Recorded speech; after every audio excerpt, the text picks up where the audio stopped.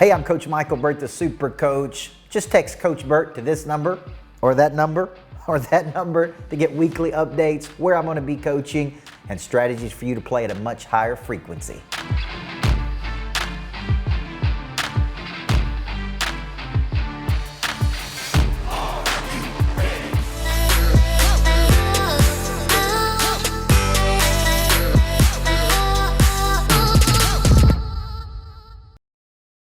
I appreciate you taking the time to do this. I know we've been going back and forth and working on getting this thing scheduled, and we finally are here. So thank you for taking the time to do that. Sure, absolutely. I know we're a little pressed for time.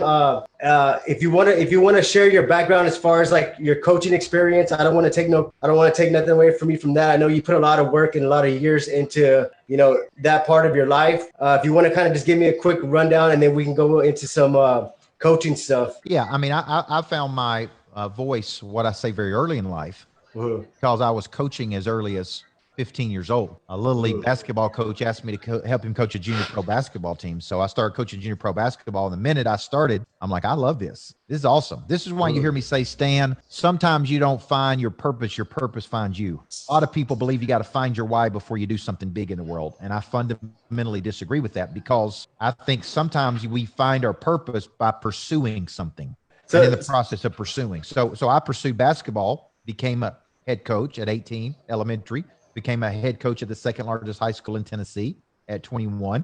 And then by 31 had built a, kind of a national powerhouse, which is why people were constantly wanting to know how I was doing it, which prompted me to start writing the books I started writing. Nice. So let me ask you this: who started molding your philosophy and leadership? Like, was it like maybe a mentor from the high school, or from the maybe someone in the community started saying, hey, they kind of planting the little seeds of books, and who was that person? When I was 15 years old, a local dentist in my small town of Woodbury, Tennessee, had a background in theater, arts, drama. I did not. I was an athlete, and he took one person per year and coached them. And he coached me on how to speak, how to write a speech, how to have a cadence, how to walk a stage, how to make eye contact. And that introduced me to a new way of thinking. At 18, one of my basketball mentors, a coach I looked up to, said, if you don't read another book this year, pick up a copy of The 7 Habits of Highly Effective People.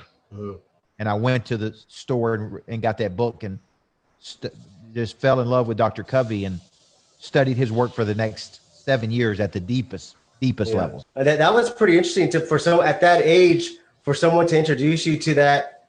And I think that nowadays it's if you really think about it, it's that easy to change someone's life.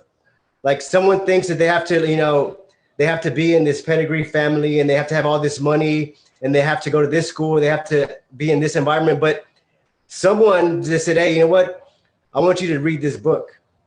And that book actually planted several seeds that you weren't really sure what they were going to sprout to be. But in return, it led you off into a different philosophy of the way that you approach life. Would you say that's correct? Yeah, I think exposure. I'm working on a new book now on prey drive, how to activate the prey drive in people. Okay. And one of the activators of prey drive, it's called Flip the Switch. One of the activators of prey drive is exposure. Like, you expose me to something that I didn't know. That's what they did. At 18 years old, I had never read a personal growth book. I didn't know The 7 Habits of Highly Effective People. I didn't know I would love personal development until that person introduced me to that. Yeah. They exposed me to something I didn't know. Nice. So 15, that you were introduced to leadership. It was a whole different environment. You got into the high school coaching, and then that led to college. That led to like multiple championships. So I would say maybe you kind of felt you reached your peak in that field. And what made you change that mindset of saying, okay, you know what? I want to pivot my career into business coaching. And I know I kind of did some research. You had a radio show, right? I did. Yes. Yeah. So tell me about that radio show. Is that how you kind of got introduced to get your voice out there? The way I started is that I was, as a basketball coach, I was studying businesses. For some reason, I just had this fascination with how do great businesses run. I was studying personal development. I was studying, Covey and Collins and Good to Great and Five Dysfunctions. And I was bringing those concepts back to my team. And because I was bringing them back to my team, I was building what I called a competitive intelligence. My players they were smarter than other people's players. So people were constantly asking me, what are you doing, man? Like, what are you doing with those kids? And that prompted me, Stan, to start writing books. And when I started writing books, I actually started writing books for other coaches. But the interesting thing was coaches wouldn't buy my books. Business people bought my books. And so business people started saying to me, will you come over and speak to my team? Will you come over and motivate my people? You're this championship coach. So I would go over there and speak for an hour. And then they would say, man, will you come back? Like, we loved it. Will you come back and coach our people? And that led really to a business that I didn't even plan that business. And I was just, I would go speak for an hour and they would say, man, our people loved it. Will you come back every month? And how much would it cost for you to come back every month? And the next thing you know, at 31 years old, after I built this championship program, people started offering me significant amounts of money. 150,000 here and 125,000 there, and to be their coach. So for business, right? Business, yeah. Okay. Now the radio show you're talking about, I thought, you know what? I love radio. This is back before podcasts were big. I had a show on the Fox News affiliate called Change Your Life Radio, and the concept was, we believe 1 hour can change your life. And I interviewed people just like this, and I would interview some of the biggest people in the world. It's actually how I met a lot of the biggest people in the world. And I would interview them and kind of do this for an hour. And we thought if you were exposed to these big time people for an hour, it could change your whole life. So we believe 1 hour can change your life. That, now that you kind of bring that to light, the two, because there's a sports mindset and then there's a business mindset. But if you actually look at top performing businesses or business leaders, they actually have the same traits as a top athlete. For example, like their diet, their sleep, their mindset. So a lot of business owners, they don't think that those two, you can combine them. But once you combine them, I think that you're onto something great here. Like, so I think you have something that no other business coach can talk about because they haven't lived that sports life. Yeah, a lot of coaches in today's world wake up and call themselves coaches, Stan. They haven't won anything. They haven't produced anything. They haven't had to take a group of people and get them to a higher frequency. They just rolled out of bed and said, I'm a coach, and that's why business coaches get a lot of bad names, because there's no methodology. They haven't really won. They don't really know how to build a team. They don't understand the dynamics and the psychology behind building a culture. So that's it. In my opinion, that's a competitive advantage I have over other coaches. I do know how to win a championship. I have built a multi-million-dollar business. I know how to do it because I've been doing it my whole life, right? Like that's the only thing I know how to do. So when you think about it, I think it's very important when you go to pick a coach that you choose a coach that has shown a demonstrated capacity to actually do what you want to do. Speak a little bit more on I know you mentioned frequency. So tell me more about like the frequency. Your in your words about frequency. Well, I use this word a lot, how to get to a higher frequency. When you deal with big time people that are interested in self-actualization, they're interested in operating at the highest possible frequency. They have a high degree of knowledge, a high degree of skill, a high degree of effort, a high degree of confidence, a high degree of energy. They're kind of operating on another planet, right? If you ever spend time with big time people, and I was doing a webinar before this, an insurance webinar, and I said, when you're in the presence of great people, their skills are so strong and impeccable. They have spent such a long cycle of time refining this skill set that it is very obvious to you that you're not dealing with an amateur. You're dealing with the pro. And the pro really knows what he or she's doing because they've done it so many times. They're operating at a different frequency, which is why they typically earn the most income, which is why they typically help the most people, which is typically why they become people of interest and attract people to them, because of the frequency they're playing at. And some percentage, it's not a large percentage, unfortunately, of people out there want to play at that frequency. So you mentioned, the way I eat, the way I prepare, the way I work out is like an athlete. The way I rest, it's like an athlete. I treat my body like I'm an athlete because I am an athlete. I'm not playing sports, but I am performing every day. I am trying to get other people to a high frequency. So what if I'm out of shape? What if I have a bad attitude? What if I'm broke? What if it's going to be very hard for me to tell you as a coach, look, man, you need to get it together here, Stan. Yeah. Let me ask you this. So, your, I guess, definition of frequency is basically just operating at a higher, at a higher production, right, performance and skill set. So would you say, because whenever you said frequency, I assumed you were talking about have you seen those like meditation videos where they say frequency hertz? Are you into that stuff or like not really? I don't meditate a lot. Okay. Now I do use frequency in terms of repetition. You need a high frequency. You need a lot of reps. Okay. But the way I talk about it a lot is that frequency. It's like a dial, like a radio dial. You're operating at a high frequency. Like there's a lot of energy. There's a lot of energy here. I see what you're saying. And would you agree that like in order to kind of move up that frequency, you probably got to start understanding the language of those members in that higher frequency? Because if you try to get around that environment, for example, if I go around your environment with, when you're with Grant, when you're with Brad, you're with Tim, and I don't really have that same language, the frequency is going to be off, and they're going to know, hey, this guy's not really playing at that frequency left. So my question is, what are some tips to kind of build up your frequency? Well, that's a great question. I look at it like mastery. Okay. We could substitute the word frequency for mastery. These guys are operating at a high mastery level. And when you study mastery, there are cycles to mastery. The first step of mastery is observation. And you just get in the room and watch them. You don't do anything but observe a master. Then after ample time of observation, you then begin to practice what you see the master do.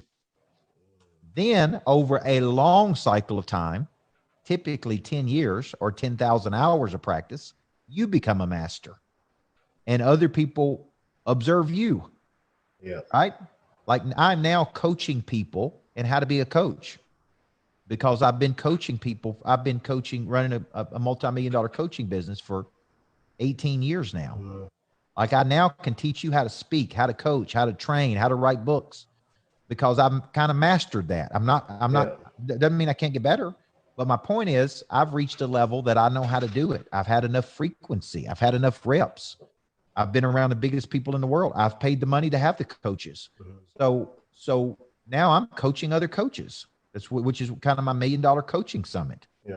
And my publishing summit is I'm teaching people how to take a message and monetize it, because so many people in the world, 200 million Americans want to write a book. That's 81%. That's 81% of the population. Most of them have an idea, but they have no idea how to make money with that idea. They have no idea how to build a coaching program. They have no idea how to build an online platform. They have no idea. They have no idea how to do it. They want to do it, but they don't have the know-how to do it, which is what I'm teaching people how to do. So basically, you kind of, help them tap into their inner strengths, because I think everybody has a strength. They just don't realize it. And they might want to write a book based on something else they want to do, and it doesn't really make sense.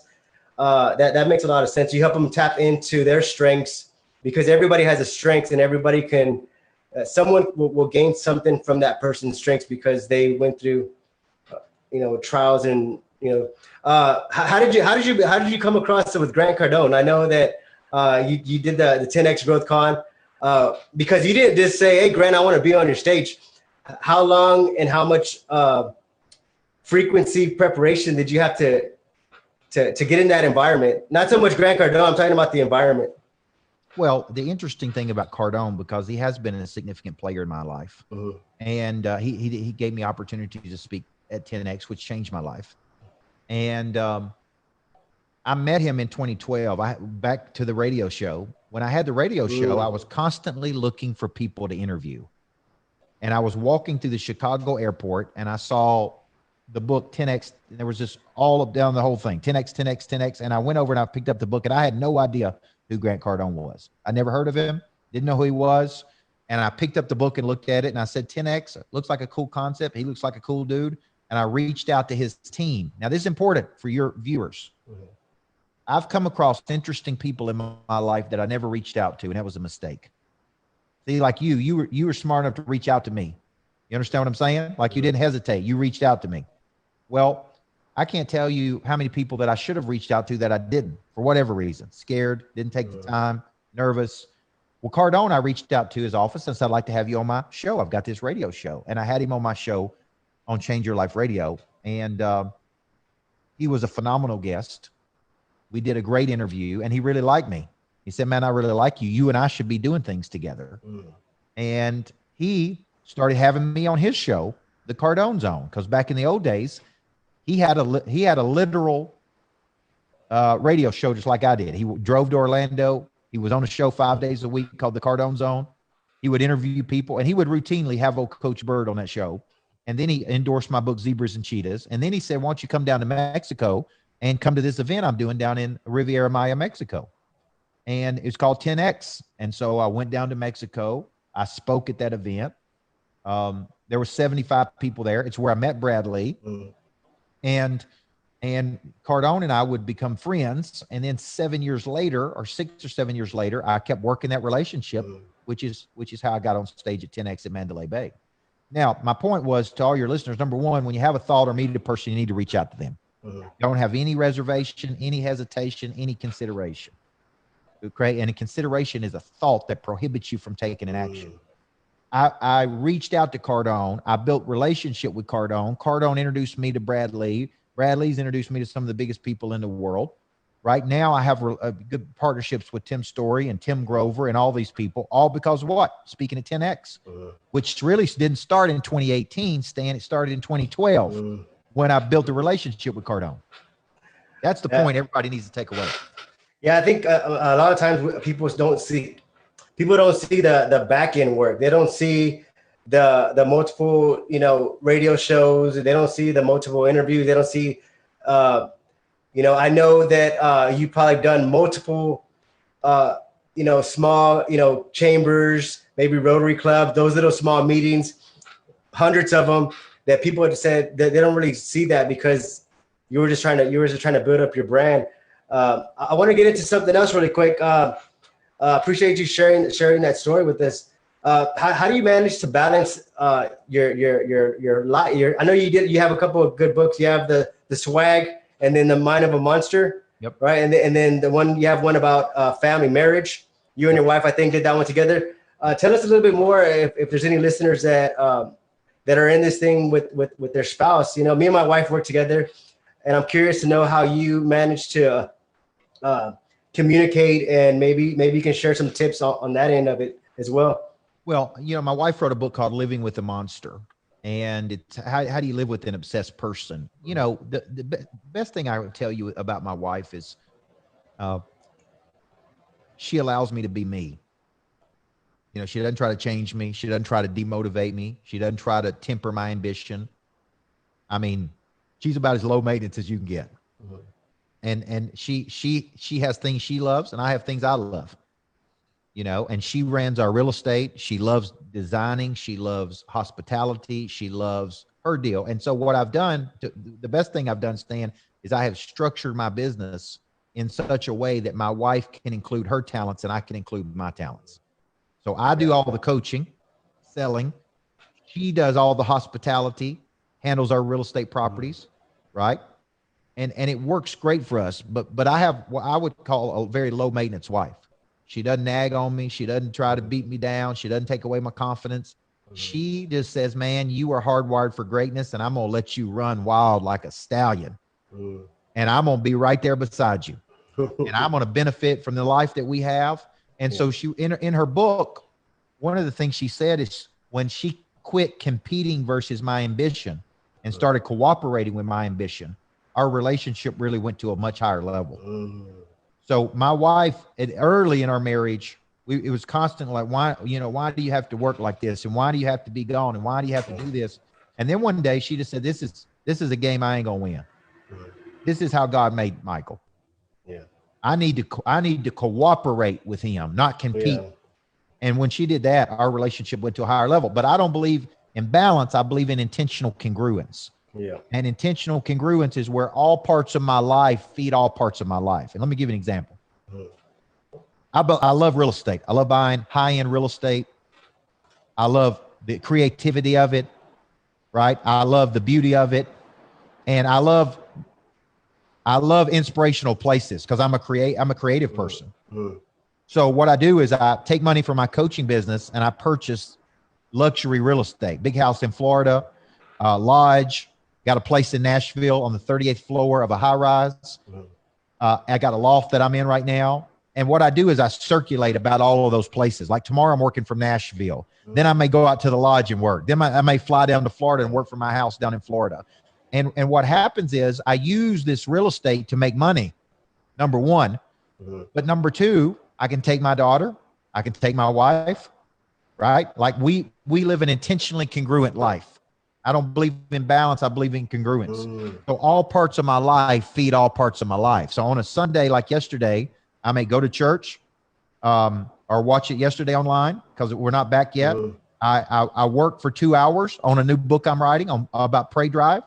I went to the lake with my daughter and spent 4 hours at the lake riding jet skis with my daughter. And then I came home and had dinner with my wife. That's a good day, Stan. Yeah. That's a good day. I worked a little bit, played a little bit, prayed a little bit, right? That was a good day for Coach Burt. That's how every day needs to be, guys. It don't need to be to one side. It needs to be everything, right? So that's what I believe in. Yeah, that's so powerful. Would you say? I know that a couple of years back, and I know that the relationship is like a very big misunderstanding, in today's society. And a couple of years back, I read the book Love and Respect, and man, and it gives you a different perspective on a relationship. And it sounds like the book that your wife wrote, you and your wife, it kind of breaks that down. So I'll definitely put the link to that book so they can definitely pick up those books. And I know you have some other, you have a lot of books. So I was like, man, this guy's, has a lot of knowledge. How would you say your lifestyle is? Are you like what I mean by this is like, I read a book with a couple years back, Donald Trump, and he kind of has like this lifestyle where he's like, only expect the best, no matter what. If you don't like something, just make it happen. And then I just recently heard an interview with Elon Musk where he's like, you know what, I'm kind of getting rid of all of my possessions. So tell me, what's your mindset on living? Like, do you kind of say, you know what, I got to have the best on everything? Or, you know what, are you kind of frugal? And yeah, I'm just kind of curious. Yeah, this is a great question. I consider myself frugal, but you may look at my lifestyle and not say that. Like I like nice things. We've got $3 million plus properties. We drive Range Rovers. I got a jet. I like if you looked at me, I wear custom suits. Like if you look at me, you think, man, this dude's a high-end dude. But here's the interesting thing.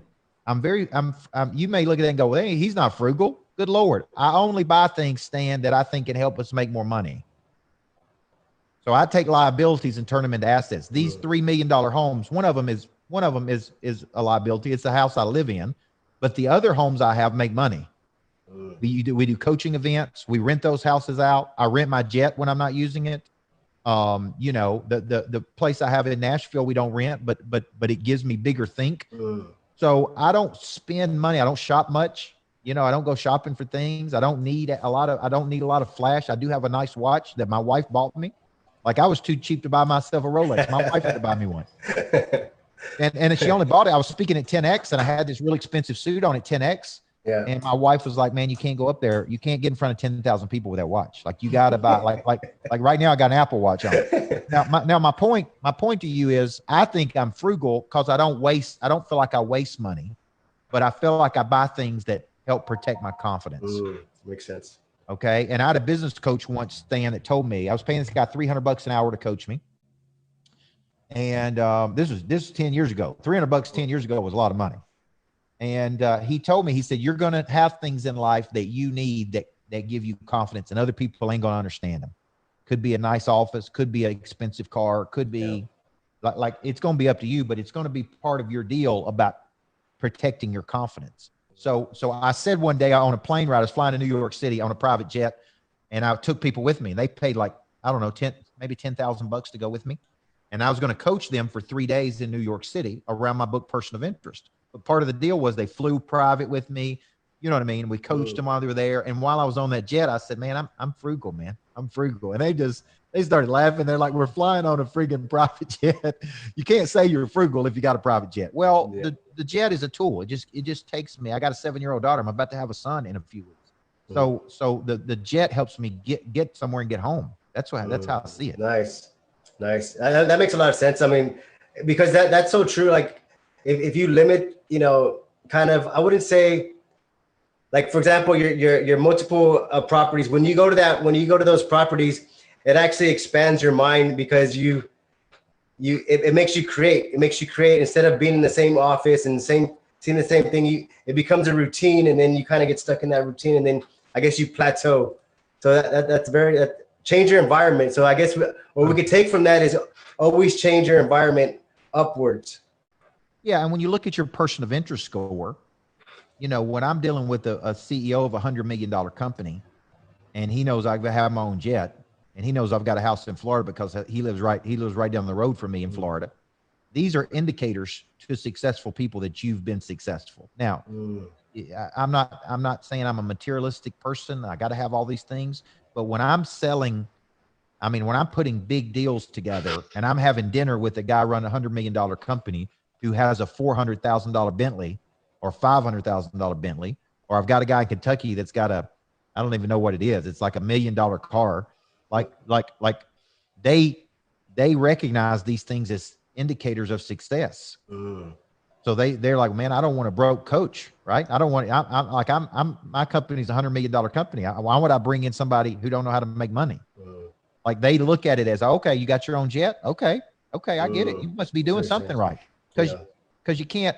A lot of people ask me, do I rent the jet? No, I mean, I own the jet. Me and one other person own the jet. It's our jet. It's my asset. So we rent it to other people, but I don't rent it myself. It's mine. I pay for the pilots and the fuel and to get me places, but it's my asset. Well, if you have that, it's kind of hard to fake those things. You can't get one if you don't have a little bit of money.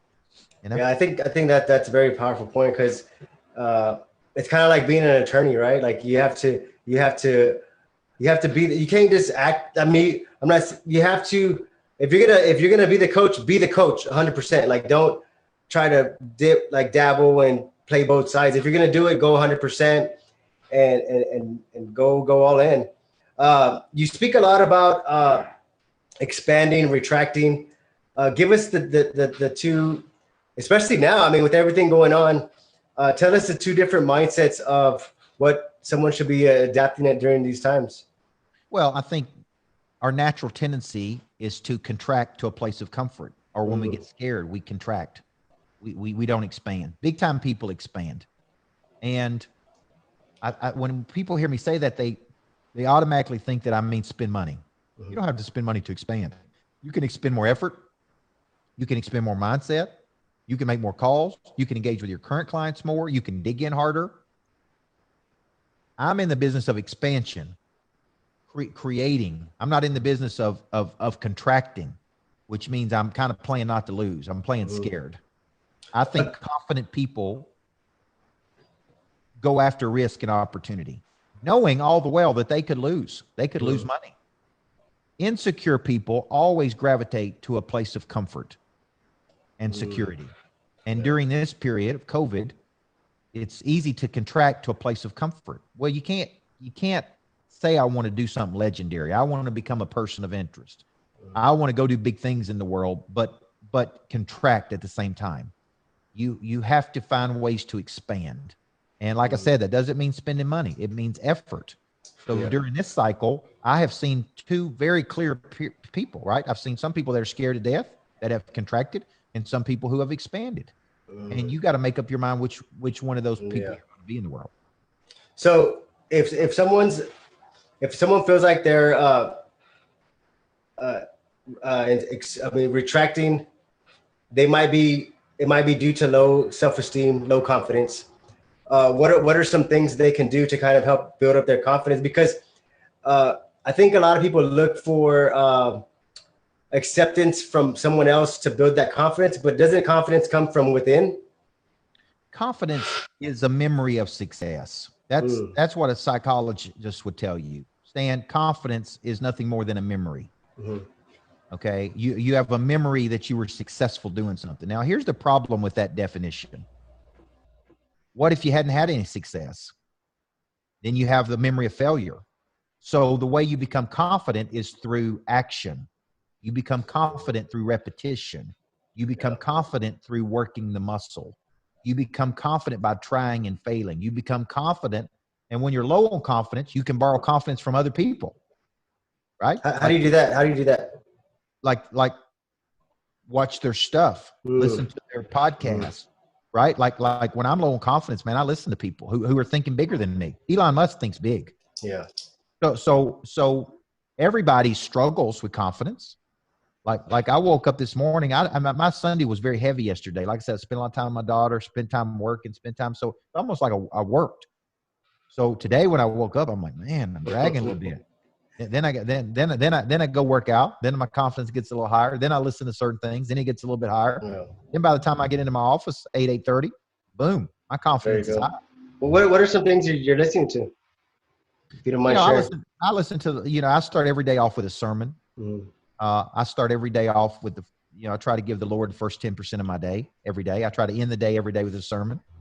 I like certain pastors that I listen to. Jimmy Evans is one of my favorite pastors, which is a pastor out of Amarillo, Texas, that I listen to, who just straight talking Texas pastor. So I get some good spiritual time in the morning. And I listen to probably the same people you do. I listen to Cardone. I listen to, I've been listening to a lot of Robert Greene, who wrote Mastery, 48 Laws of Power. Yeah. There's certain people I resonate with better than others. I don't resonate with Vaynerchuk as much as some people do. But I, this morning I was listening to the interview between Story and Cardone. Matter of fact, when you and I get done today, I've got a Zoom with Tim Story at 3 today. Nice. I've got a, so you and I probably listen to some of the same people. Yeah.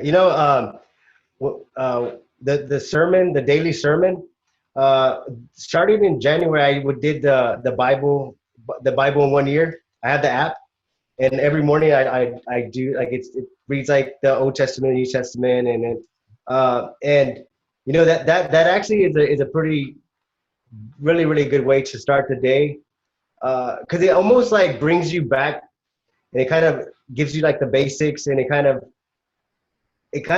humbles you in a way, and then you kind of maybe go into like the Grant Cardone. It kind of humbles your mind, and then you go in, prepared, and it kind of, because a lot of times if you woke up sluggish and you're kind of draining, and you might hear something, you get motivated, but then you come into office with the kind of you're too much for everybody, because you're like, let's go, and I think that kind of brings you back. So thank you for sharing that. Before we end, tell me what do you think about the COVID-19, and what are your thoughts on all that? Is it a hoax, or what do you think? Do you follow that stuff or not really? Yeah, I mean, to some extent, I think it's been incredibly sensationalized. Yeah, I think I don't trust the media, and I'll tell you why. I was a high school coach. I was in the media a lot. Many times, what they reported was very inaccurate. I've been in the media as a public figure, and many times what they reported was not even close. I've been at events. You know, I remember being at an event for a presidential election, and I'm trying to think of the candidate that came to our city.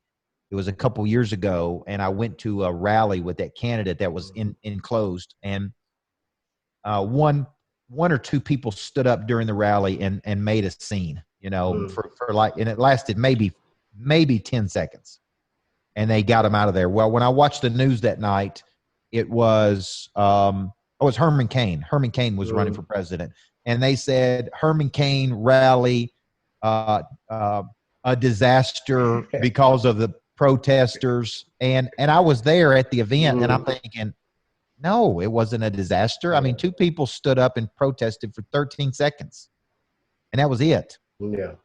13 seconds of an hour event, and they put on the news that it was a disaster. So I don't trust the media at all. I have a doctor in Houston that I go to, my doctor, Stephen Hotze, who's the #1 energy doctor in the world. He thinks it's a complete hoax. What's his name? Stephen Hotze. Hotze. What do you mean energy doctor? What is that? Meaning he runs a wellness center. He runs a wellness center, and he has me on the right vitamins and minerals, the right immune system build up, the right energy levels. And he thought it was ridiculous the whole time. And so, you know, I live in Tennessee where it's been very mild. We're already back to work. People are at events. People are eating at restaurants. Like, I think there's always going to be a virus. There's always going to be something. The only thing you can do is build a healthy immune system. Well, what are some of the things you're doing for your immune system? I have a customized regimen that I'm on based on my body, my blood, my where my body's deficient. So basically what they do is they customize the vitamins and minerals. They customize the thyroid, the cortisol, the different energy intakes that I take throughout the day to keep me at a very high frequency. So I take X number of vitamins in the morning. They're not just vitamins that I think I need, like A, B, C, D, and zinc. Like go down to the local store. Like these are customized to exactly. I do blood work on a consistent basis so they can keep adjusting those. So I have very high levels of energy. Oh, nice. It's pretty interesting stuff there. Yeah. Where do you think the economy's going next with everything, the stimulus checks and the stock market's kind of like, it's just kind of, everything's kind of, we're at an interesting time right now. Just what are your thoughts on the economy in the next year or so? I think all I can do is look at the trends of my own business. Yeah. And what I'm seeing in May is an uptick. And in April, people were scared to death to make a decision to spend money, to invest money in coaching. It was very hard to get people to spend $1. What I'm seeing in May is getting much better. I'm seeing people take action. I'm seeing people buy coaching programs. I'm seeing it easier to sell things. I'm seeing people get back to normalcy. So I mean, maybe I have a skewed perspective because I live in Tennessee, but what I'm seeing is people ready to go, ready to get back, ready to do something big, ready to, there's only so long you can keep an economy down. Yeah, that's so true. And I think too, like, I think we like dodged a bullet. I think that's kind of what it is. And I think a lot of people are saying, you know what, if this were to happen again, I want to make sure that I had the right people in my corner. And I need to make sure that I have a coach, and I think that you're going to be one of the top coaches in America, on the track that you're going, and you're consistently growing. And I follow you on Instagram and all your YouTube videos, and I know you have those private coaching sessions that are getting bigger and bigger. And so, man, is there anything else you want to share? No, I think. Stan, #1, I appreciate you. I appreciate you having me on and giving me the opportunity. People always ask me how they can help me. This helps me. Yes. I want to be the top coach in America. That's my mission, right? And I think my unique background, my number of years of experience, I think I'm on the rise to do that. Yes. I think I'm getting in the right circles and the right stages. I think I have the right pedigree. And so the way people help me is just by sharing my message, saying this is a guy you need to watch. This is a guy who is the real deal. He has a real methodology. He's not just a speaker. He's not just a guy that writes books. He's a real coach. And all day, every day, all I do is coach people. So, now we're coaching people in how to be coaches. So I would encourage people, to go to my website and just really peruse and look around. I've got 16 books out in the market. They tackle everything from how to be a person of interest to how to live with the monster to inside the mind of a monster to how to protect your confidence. I got a new book out called Legacy Selling, which is on my selling system. I got follow-up books. I mean, you know, I think I create products that solve problems for people. And so I think if you're interested in being a coach, I don't think anybody puts on a better coaching summit than me, teaching you how to eat, how to coach, how to lead, how to write books. I mean, I was a high school basketball coach. And I show you can do this. This is how you do it. This is how you go from being here to doing this. So I would just encourage people to go to my website, check it out. A lot of my books right now are free. And you can get the book and you pay for the shipping. I think it's $9.99. I just saw like hundreds of orders come in a minute ago. So get some of my top books right now and pay $9.99 for them. What is the website? Give us the website again. CoachBurt.com. CoachBurt.com. Okay. All right, Coach Burt. And it's a pleasure talking to you. We'll definitely get a part 2 in the next couple of months or something. See how everything plays out. But man, I appreciate your time. Tell your team I said hello. You have an awesome team. Thank you. And if there's anything I can do to help you out down here, just reach out and let me know. You got it. Thanks, right, Dan. Bye-bye. I like you, brother. Have a great day.